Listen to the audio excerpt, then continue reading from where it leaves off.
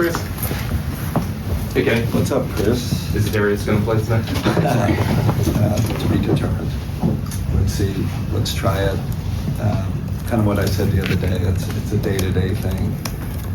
Toes are tough. That's a tough. A number of the guys have talked about the evolution of the offense throughout the course of this season, and they specifically pinpoint Evan as like a big reason why you guys have made that jump. Do you agree with that sentiment? Yeah. And in what way has he elevated you guys? Gravity, number one, and then using him. I mean, just upping his usage. Right, he touches it more in different spots, especially in that trail position.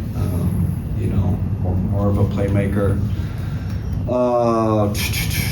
Listen, Chris, at the end of the day, he's just gotten better. And then every, like just globally, we forget where we'll put him or tactics. It's just, he's gotten better. He's gotten stronger.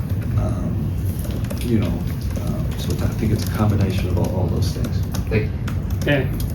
Ken, we've talked about Donovan's sense of the moment a lot this year. He's got 30 points or more in 7 straight game ones in the playoffs. Just kind of going off that knowing the moment for him, what signs did you see from him that lead you to believe, okay, I know he's got this? None. I mean, he's just kind of the same to me. He's always locked in, right? I never see, there's not a day where I'm like, oh man, Donovan's off today. Like, he's just so steady in his approach. So for me, I don't see like a telltale sign. He doesn't come up to me and say, hey, I want to get, go off this game. I think he has a kind of personal conviction that he kind of keeps to himself, but there's no like outward signs. Just from what I see, his consistency in his approach allows him to be that guy, right? He can kind of know when to turn it up. He's got all the talent. His body's prepared. He's prepared mentally. So just feeling what the situation is, I think. And then throughout this week, pace has been one of the most talked about things at practice, and obviously the Pacers play very quick. You guys aren't necessarily far behind in that metric, but how do you think that the pace that you play at is different than what they do in terms of pace? It's a good question. Listen, we could have a seminar on pace and transition, and there's so many, what is pace? What's your definition of pace? What's my definition of pace? What's your definition of transition offense? What's your transition defense? Is it shot clock oriented? Is it pass ahead per 100? I mean, there's a million metrics. I do know they're definitely. I would say their volume is greater than us. They do it more, makes and misses. But I will say we have an efficiency to the way we do it. Might be a little more flow instead of that burst thrust. That's a terrible answer, really vague. I hit someone the other day on our staff. I'm like, why isn't like pace just decided by like when you shoot in the shot clock? If you're top 3 in shooting shots, is that the fastest pace?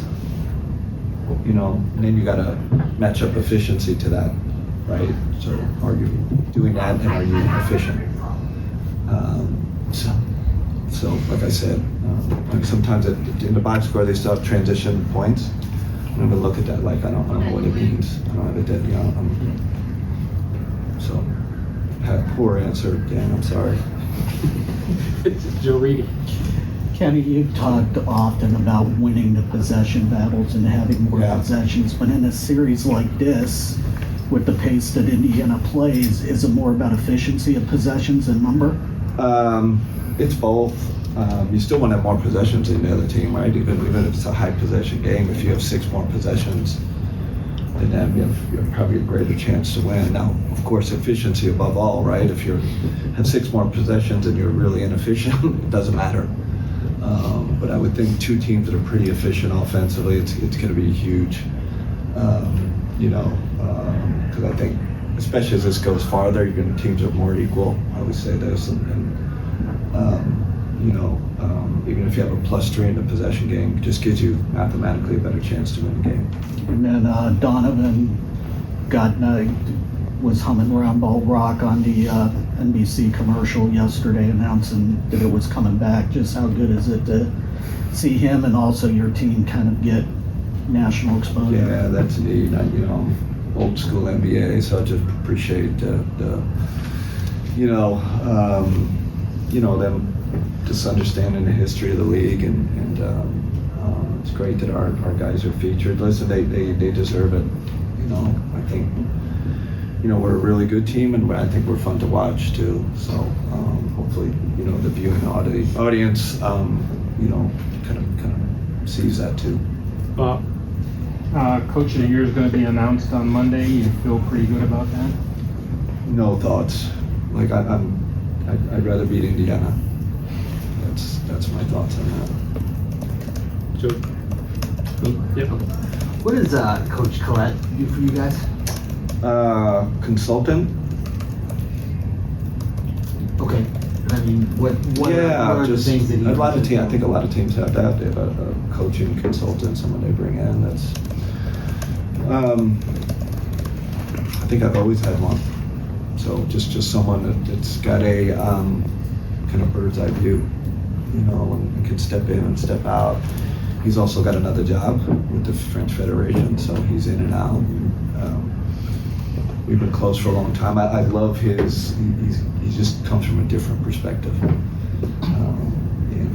he's been helpful, not only to me, but to the staff, right? He's got a lot of experience, played a lot of big games, comes from a FIBA background, but also understands the NBA, and he's constantly discussing, tactics, and he's a great relationship guy. It's been a real bonus having him involved with the team. Ash? I know the other day at practice you mentioned there were so many circumstances around this regular season series and not having seen them necessarily at their best in 2 games before DeAndre gets here. But is there also potentially an advantage that, you guys didn't have to show them you in your completed or final form in those last 2 games because you had already clinched? I mean, that's a good. I don't know if it's an advantage. I think it makes it a little bit harder for both teams to get a kind of real feel for each other. But listen, the way I'm judging them is this is a team that was in the conference finals last year. Like it or not, they did beat us, right? They beat us this year. They won the series. So those are 2 things. I just go kind of back to Miami. I expect this series to be super tough. It's going to go a lot of games, I think. They have a great coach. I mean, Rick, championship coach. I mean, I've faced him so many times as an assistant and as a head coach. I mean, he's a tactical genius. I know he don't want to hear that, but he's really. I can think of so many instances where he's changed a series with a move, or so we got to be sharp. We got to be on our toes. And they got elite players over there. We just have the ultimate respect for that group over there. We know it's going to be a tough series.